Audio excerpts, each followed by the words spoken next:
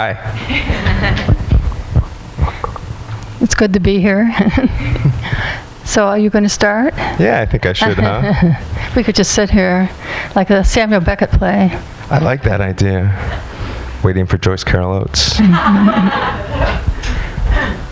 I wanted to start kind of in a personal vein. I've actually kind of grew up in a small town in Massachusetts and had a lot of friends who have served both in Iraq and Afghanistan. And so I really wanted to start with asking you about the research that went in both to the service and to the PTSD aspects of Carthage, which I really, really enjoyed. Well, thank you very much. Well, the genesis for the novel goes back a few years when I was visiting a small college in West Virginia. And of course, I live in Princeton, New Jersey, and I teach at the university there. And it's a certain kind of social area. So I was in the relatively small town in West Virginia, and I was walking or running along the river alone, and I happened to notice a number of young men who were in wheelchairs or maybe walking on crutches, and it just struck me as being so disproportionate to what I was used to. Well, in Princeton, New Jersey, you don't see anything like that. So it just really moved me very much emotionally. So I still remember seeing that and sort of going back and asking my hosts, well, who are these people? And they said, well, they're veterans of the wars, and the young men probably not even 30. And basically, it's as if their lives have just been blighted. And I really thought a lot about that, and I went back home and started doing some research online and reading books and just sort of thinking about it. And a lot of information from the newspaper and looking at art and photography and so forth. When you research a novel, it can be a matter of quite a long time and thinking about things. It's not like doing a term paper where you do it sort of quickly. Did you work with any, I noticed, I have to say, I noticed in the acknowledgments that you mentioned some service members. Did they help you with the book? Or? Yes. Well, one of them, a young woman, a former Marine. Mm-hmm. And how did you meet her? Well, I met her through Peter Carey, who's a writer. I think he's quite well known. He's head of the Hunter College writing program. And she is involved in that writing program. She's a writer herself, and I read her work, and we have met, but we did a lot of email. I think email is the way people connect today. That's true, and Twitter. But we'll talk a little bit. Well, Twitter is so short, but when you finally meet somebody they've been emailing with, this sort of a groundwork has been prepared, and you sort of know the person in a way that in the past that wasn't the case. You might talk to somebody a little bit on the telephone, but the emails just establish such a kind of an ongoing relationship that when you finally meet the person, it's as if you already know each other. Mm-hmm. Definitely. The another kind of almost institutional thing that's a big part of the book, and again, kind of a couple of friends there too, but prisons. Oh, yes. And so can I ask kind of if that was a researched thing as well that you looked into, and how you thought about that? There's a sequence in the novel where two people are visiting a prison in Florida. My husband, who's a neuroscientist, and I were both teaching at San Quentin. I wasn't really teaching a course just by myself. I sort of visited somebody else's course about maybe 3 or 4 times, 4 or 5 times. So this was in the spring of 2011, and San Quentin is quite an experience. Then we also went on a tour of the prison, which is replicated in the novel, and that was the basis for that section. You think of things differently when you're in a prison. You know, as soon as you enter the prison world, you're in a special consciousness, and you're looking out at the other world through a kind of prism. It's hard to explain, but maybe some people have had that experience, and you've been in prison? I didn't say you were incarcerated. I said. Actually, I was actually not incarcerated. Sorry, I was part of Scared Straight, which was a program in the 90s. Yeah, I know about that. Well, incarceration is a word that they all use. Like to be incarcerated is the word that they use. Going to the prison is something very different. Sorry to just get off topic of the novel real quick, but what was it like to teach prisoners? And how did that compare to Princeton? Well, the prison university program at San Quentin is quite distinguished, and maybe perhaps one of the earliest and maybe the best of all the prison university programs. So prisoners who are in this program can get degrees, college degrees in various subjects. So I think many states don't have anything like this, and it's quite advanced. And I hope that the budget cuts in California haven't really decimated it. My husband taught a little more than I did, and he taught biology or introduction to biology, and his course was more like a real course. Whereas I was visiting, I worked with writers, and I would meet them maybe for about 1 hour rather than 3 hours. So my teaching wasn't quite as intensive, but it was a very interesting experience. And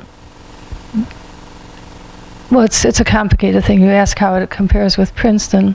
Well, probably the most profound difference is that at a university, if you're working with undergraduates, they're very young. The students are very young. They're very highly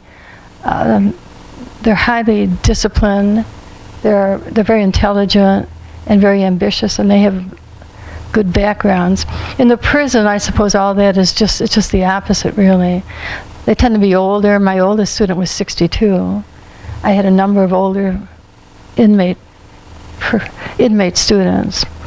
And they're almost all lifers, meaning they're in for an indeterminate period of time, could be 25 years to life, depending on their behavior in the prison.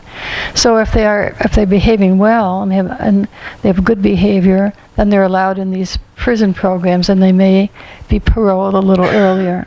So I thought it was a very interesting experience, and I had wanted to work with women, but when I got to San Quentin, I was told there are no women here, so I worked with men. But I think if I did it again, I would work with women prisoners. And that's another, there's quite a bit of kind of like women's shelters or institution. What kind of drew you to that world as well? Or also just I feel like almost not, I hesitate to use the word friendship because it seemed much stronger than that, but there's a lot of, female support in this book. Yes. Well, the novel starts out with two sisters. It's sort of like a fairy tale situation. One is the very beautiful sister, the other is the smart sister. And as I say, it's sort of like a fairy tale, and the family kind of disintegrates. And then the girl who's the smart girl sort of reconstitutes a family later on in the novel, some years later, and she's living with a sort of a commune of women. I really enjoyed writing that. I think the characters were kind of brash and irreverent and forthright. But I like the men too. I tend to really like my characters. I feel very affectionate toward the characters. Yeah, that definitely shines through in this book for sure. I'm glad you noticed that. Yes. Yeah. The PTSD. Yes. Is that something that your husband has been studying? You said that he was a neuroscientist. He's a neuroscientist, but he's not. That may be more like psychology. Okay. I'm not sure who would be studying that, but he's not studying that particularly. Yeah. The other thing, I'm just basically touching on these themes that I found, but there's very much a class difference between Brett's family, Brett and his mom, and the Mayfields. Is that something that kind of comes, you yourself having grown up in New York State, is that something that you saw where you grew up, or? Well, you can look upon America as a continuous class warfare sort of situation, and the wars now are being fought mostly by working class young people, both men and women, and there's definitely that sense of class. I really enjoyed the mother of Brett. She's just extremely bitter, funny, obnoxious, sort of horrible woman who kind of ruins everything. And she's so bitter and angry about everything. I kind of enjoy the person like that. She sort of shows up at events, and is railing against people and being just generally obtrusive. And somebody might read the novel and say, what an awful character, but I sort of like the vitality of people who do that. Well, and she also, even if her son found her frustrating, she also really believed in him. She believes in it, but she says he was such a fool to go to Iraq. He overhears her talking on the phone, and she says, oh, he was so foolish to do this, It's sort of shocking to him that his mother's talking about him that way, and he's not so heroic in her eyes, really. But there's something to be said for people who are just sort of enemies of the society and are on the outside, outsiders. Do you, was that something that you really wanted to bring attention to with this novel? Just this kind of disparity, especially after our country has been at war for so long.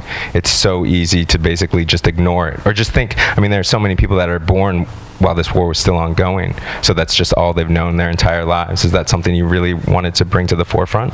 Yes, when I was researching the novel, I was really keenly aware of it and did a lot of reading on it. And it's somewhat easy to not be aware of it because it's sort of slipped out of the general consciousness. Are there some books that you'd recommend just for, I myself would kill for Joyce Carol Oates' Class Warfare, America's at War reading list? Well, The Yellow Birds is pretty good. That wonderful novel. I think that's really excellent.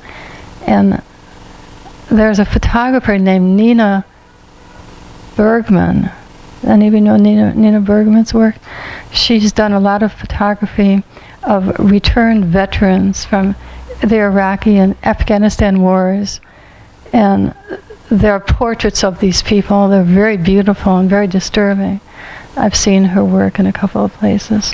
In fact, my husband and I were in Dubrovnik, of all places, and we sort of, by accident, came upon this, I think it's called Marine Wedding, and it's a series of photographs. I was taking notes and working on my novel when I stumbled upon this. Mm-hmm. And there is actually, there was going to be a wedding in my novel. It would have been like the wedding in Marine Wedding. The wedding in my novel doesn't actually take place. The engagement's broken off. But I remember just being so excited and sort of moved by seeing these photographs that could almost been illustrating my novel, which I hadn't written yet. What about beauty? Especially, you were talking about the sisters and kind of the fairy tale aspect of the whole novel. I feel like Cressida, am I pronouncing that right? I've only read it in my head. I didn't. Well, Cressida. Cressida, okay. Cressida. All right. Thank you. That was very generous of you.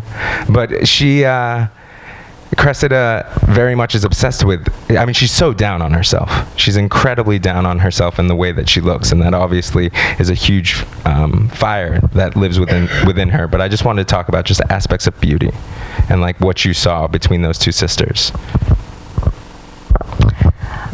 Well, I wanted to write about a girl who's slightly, not completely, but sort of slightly autistic, or someone who's very turned in upon herself. She's extremely verbal, extremely intellectual.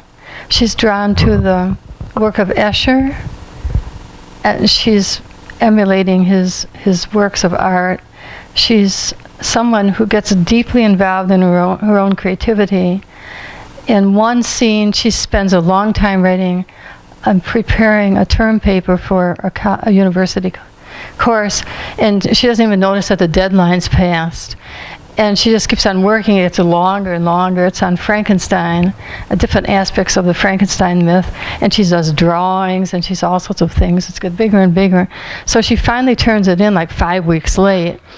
And the professor says, well, this is so far in excess of anything we needed to do. It's like an A+, but I have to give you a D. And it's like the reality principle that she never thought somehow that the deadline meant anything, or she just wasn't thinking. She was so involved in her work. And I'm sort of interested in people like that. I suppose there's something like myself in that, but I'm much more aware of the world and much more aware of things like deadlines.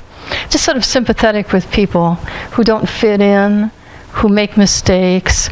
And she's the kind of girl who teachers liked in high school, but then something would go wrong and she'd be very hurt. Then she'd hate the teacher. And then she'd stay out of school and fail the course. And so repeatedly she would begin with high grades and then become overwhelmed and then somehow not finish the course and get a D or an F. And so her whole life is kind of going that way. She should have been valedictorian of her high school class. Instead, she can barely get into college. And then she does another thing that she makes a really mistake. And her life just kind of collapses. But she reconstitutes it elsewhere. She sort of brings herself together again.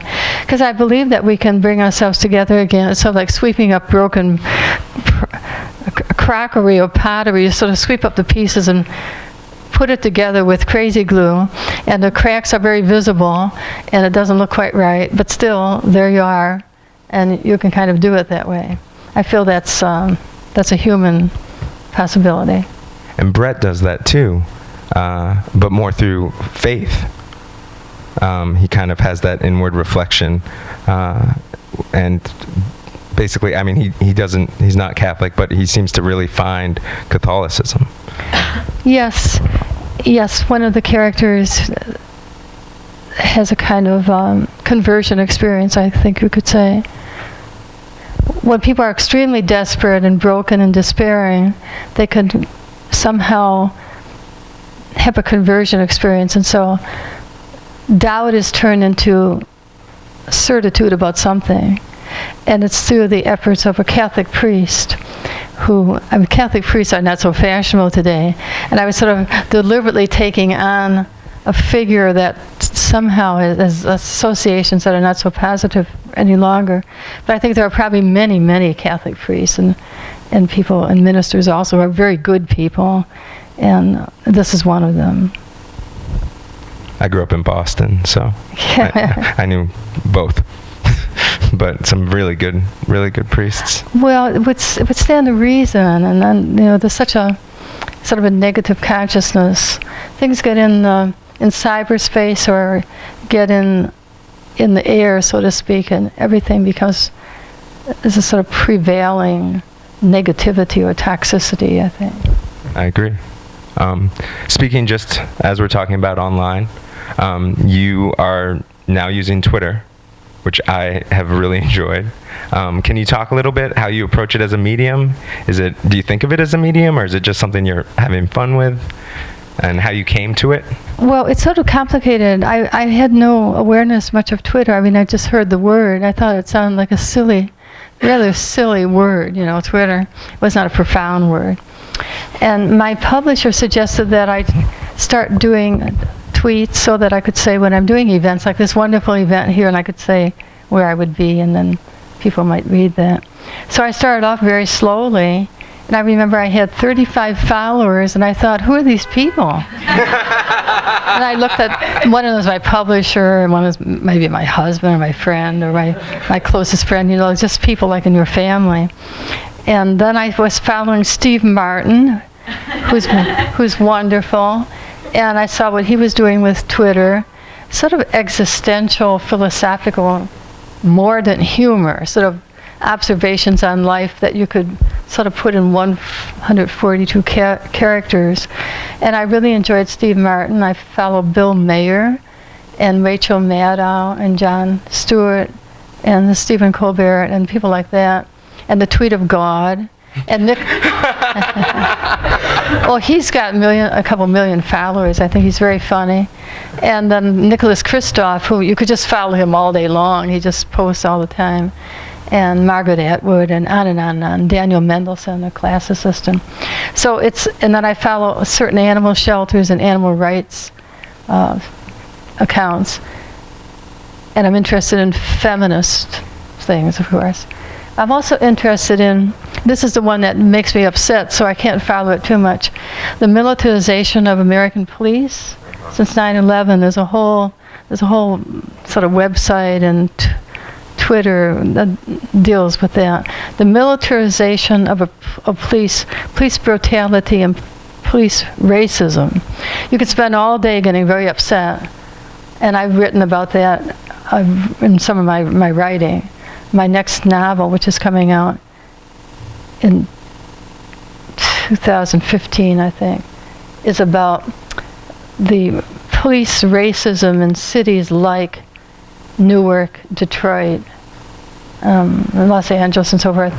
And it was really based on having lived in Detroit in 1967 when there was that infamous race riot. So I wouldn't say that I've got all this from Twitter, because obviously I would be doing this anyway, but there are ways of connecting there that you get these tweets from these different people. And if you're interested in one particular thing, it's very, very helpful. It's just very fluid and constantly changing, and I find it very rejuvenating. I try to do my own writing, and then I go to Twitter or I go to email, and then I write some more. Probably by the late afternoon, I'm just doing my own writing, but there's something exciting about reading the tweets. And I made some Twitter friends who I probably will never meet, but people whose names you wouldn't know, but they're writing these wonderful insights, and they have lots of links. And sometimes some of them have a lot of art, a lot of photographs, and it's very, very interesting. Do you think you would ever do fiction on Twitter? Feel free to call me an idiot, but you mean tweet? Yeah. Well, one could do that. But I don't know how that would work, because people would be getting other tweets in between, so it would be all discontinuous and broken up. Almost anything could be done by Twitter. You could have War and Peace, with lots of pieces of it. War and Pieces. But I'm not sure that it would work. I think it's more, maybe poetry would work a little more. Prose fiction sort of demands some kind of immersion, and it sort of builds to dramatic moments. A typical chapter that I would write have a sort of dramatic structure to it, and I'm not sure how that could be replicated in Twitter. Well, I think it's the second chapter. Is that Juliet? Oh, Juliet, the short. So that's, first off, I just loved it. Oh, thank you. It really got me. As somebody who has never served, but has definitely missed someone who is serving, especially someone you love. I just thought that you captured that very, very well. And but it was these short bursts. Things, so that's kind of what made me think about that. It's like prose poetry. Yeah. Ratty Doyle did a special edition of some works, and it's called Fighting Words, and it's a very special book, and all the writers signed it, and that was in there. I remember he wanted something, so I was working on this novel, and I did this a little ahead of time. I mean, I did it earlier than I would have otherwise because of Ratty Doyle's project. He's great. Sorry. I've never met him. You've never met him? No, but I really like his writing. All email again? We did email. Oh, I've read his work, but I haven't met him. And I saw that we were in the writer's room in the New York Times Style magazine. Oh. Did you see that last Sunday? I didn't. What was it? The New York Times Style magazine is not a magazine I actually read. So at the very, very, very back is a feature called The Writer's Room, and there are 5 novelists, and Ratty Doyle was one of them. And there's a feature, just a little bit of prose written by the author, and then a photograph of where you do your writing. And a nice photographer came out to Princeton to take my picture. And it was a very attractive feature at the very back. And you won't confuse us with the models. That's how you can tell that you've gotten to the writers, because we look different from the models. Can you describe it? I mean, I haven't seen the picture, so this is just my own inquisitiveness. But your writing area, your space. What's the picture look like? It's pretty normal place. But I like to look out the window, and so my little piece was about looking out the window and having a view, because I think sort of spiritually or psychologically, it's very important what you're looking at when you're writing. By contrast, there are writers who face a wall, and rather puritanically and very deliberately, they don't want to be distracted. Whereas I'm sort of always looking out the window. I mean, really looking out the window a lot. So that was very important for me. And I like to be able to see birds and snow and things happening outside. I feel like that would be a beautiful note to end it on, just looking out the window, and maybe open it up to a few questions. Good. If anybody has any questions for Joyce or Isaac tonight. Don't be scared. You can clap. She did great.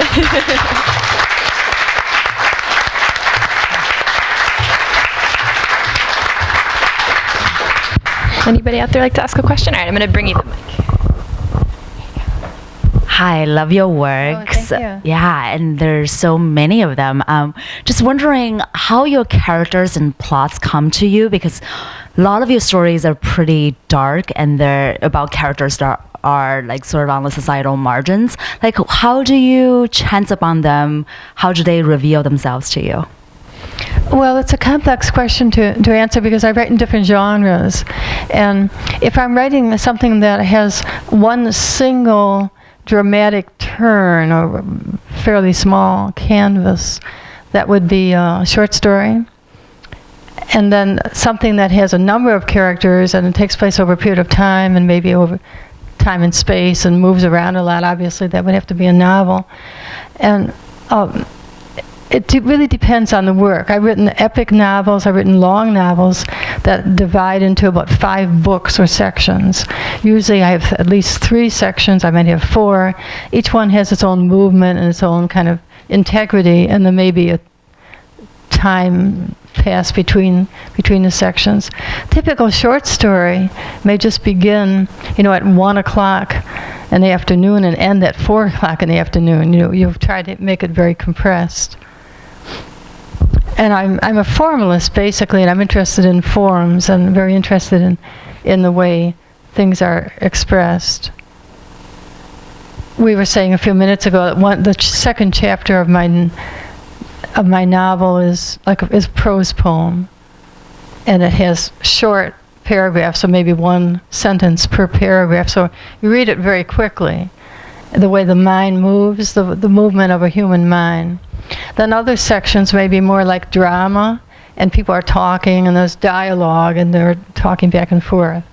Then another section may be somewhat hallucinatory or surreal, and that may have a more opaque prose in which you're inside someone's head. And then another long scene is the tour of the prison, so that it's movement. You're moving in the prose, and people are looking at it, and there's some conversation, but mostly it's like you're moving. And it's hard to write scenes in which there is physical movement.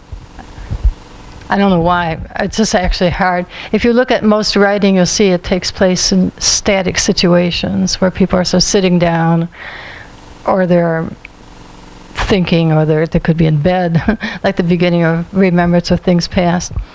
But to do a paragraph that has a lot of motion in it is actually quite challenging. Yes. Great. Another one out here. Hi, Joyce. Thank you very much for speaking tonight.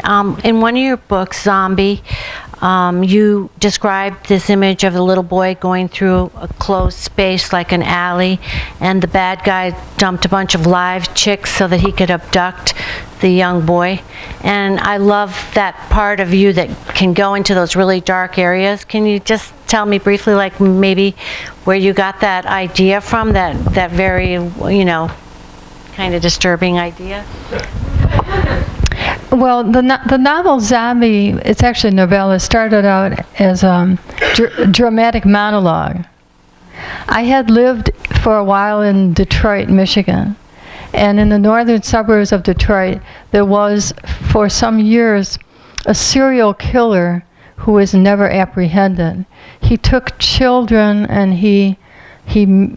I guess he mutilated the children. He bled them. He did awful things to them. And then he would wash them carefully and launder their clothing, which was a strange detail. And he would put them in vacant lots or parking lots or some places sort of like a theatrical display. This is in 1960s. They called him the babysitter which is sort of typical of journalism. You know, you have to have a name for these psychotic people. So I was living there at that time, and he did not come into the city. I think he was mostly the northern suburbs, like Birmingham. And some of my friends lived there. And I remember driving out to Birmingham, and the city, actually suburban town, small city, was sort of under a malevolent spell. It was as if some strange curse had been cast, and people never know where he would strike next. So that went on for quite a while. And I remember reading the newspaper headlines and reading about it and talking to my friends, and they were all very frightened.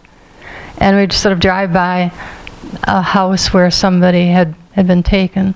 So I started to write a novel then about people in this community and how they were under that malevolent spell and how frightened they were. And I wrote maybe 100 pages or so, and then I put it away, and I wasn't satisfied with it. So then years later, I mean, a long time later, the New York Review of Books asked me to write an omnibus review of a number of books on serial killers. So then I wrote about a memoir of Jeffrey Dahmer and some others, and including Eileen Warmos, the woman from Florida, and Ted Bundy and so forth. And there were maybe 5 books. And then it got me thinking about it again. So I started writing it again as a dramatic monologue, but now from the point of view of the killer and forgetting about the people. I think what happens when we're working on a novel is we fall into a conventional voice pattern.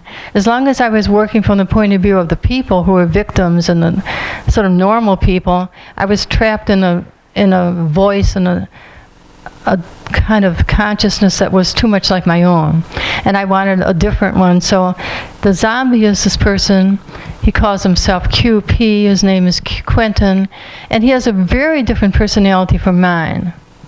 Very different. And I think it's true of serial killers, that they live in fantasy and they live driven. They're driven people. So he wouldn't be thinking the way we would think. One of us, you know, if we were planning something, we might plan it very carefully. But some of these people are driven by fantasies that are visual, and they're sort of imagining things. So there are drawings in the book, and those are his drawings. And he might draw something, and then he sees what it is, and then he sees how he can use it. So his personality was antithetical to my own. Then he had no interest in women, or was mildly contemptuous of women.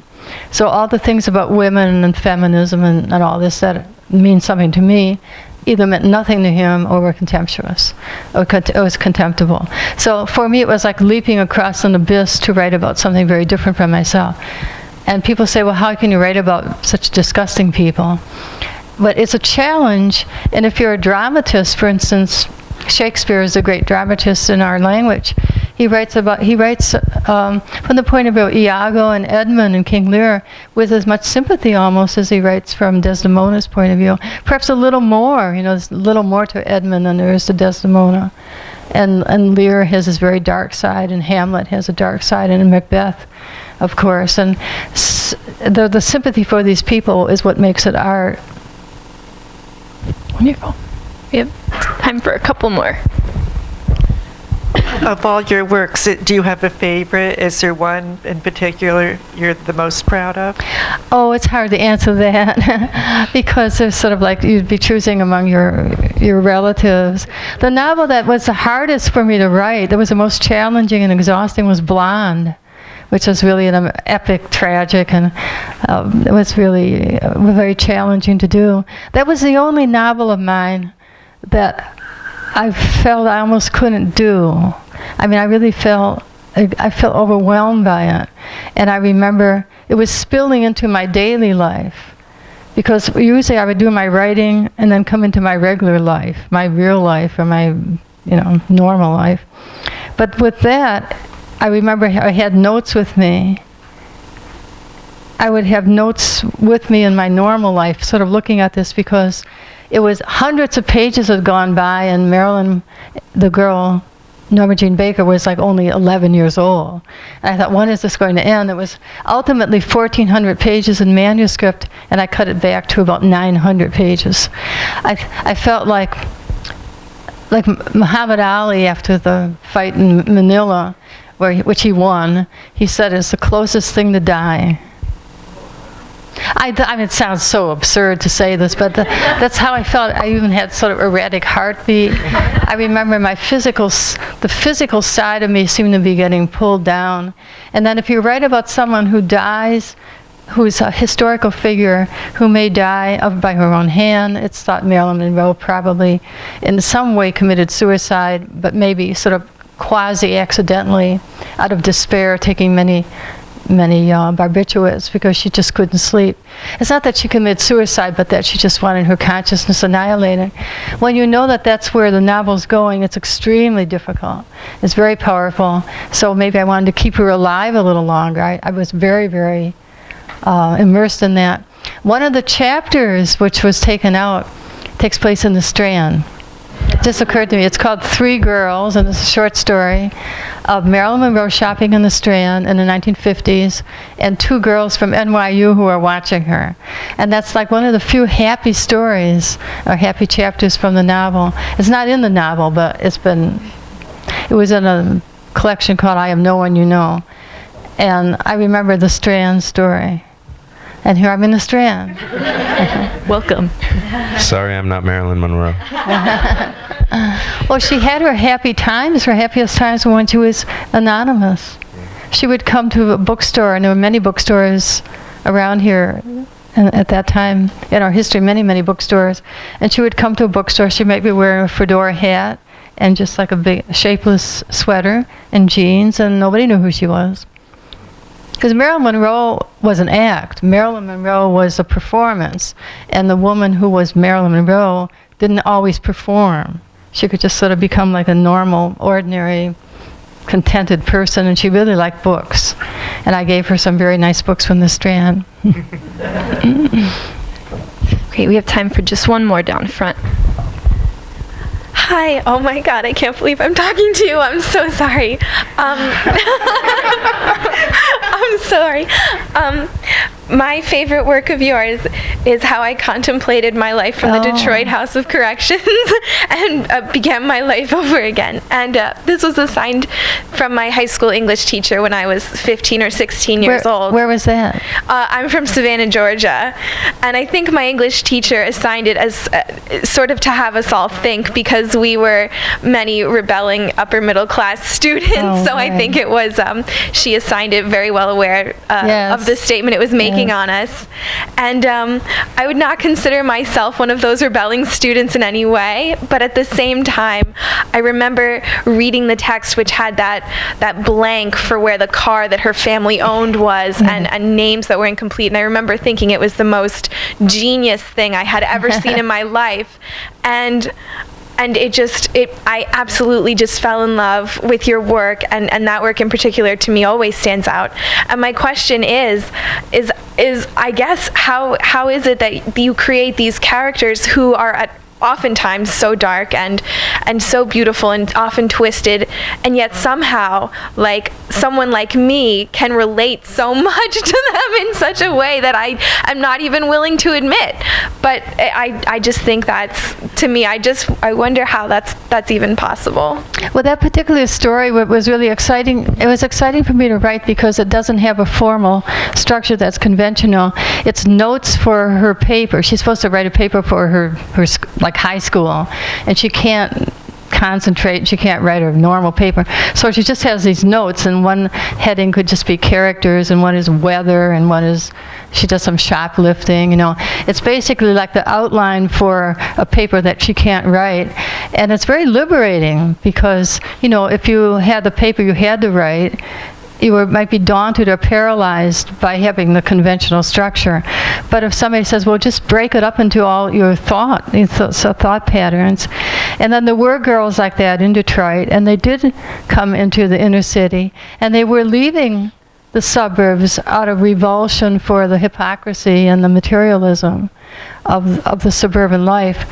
And it was actually a sociological phenomenon. at that time, and perhaps even now. Unfortunately, drugs get involved with it, and people take advantage of the girls who are making a gesture that's sort of, it's adolescent in the best sense of the word. I think of adolescence as a very positive time in people's lives when they question things, they're irreverent, they sort of repudiate hypocrisy. The things that their parents have had to accommodate, to be a parent and have a job and have a house and have all these things, you have to sort of give up so much freedom. But adolescence is sort of like this fountain of rebellion. But it can end in tragedy too if it's taken advantage of. But the girl in the story comes back home, and we feel that she's had a journey and that she's never really going to be taken in by the hypocrisy of the adults, and she will always remember kind of romantically when she was put in the Detroit House of Correction, and now she's starting her life over again. Thank you. It was a great question.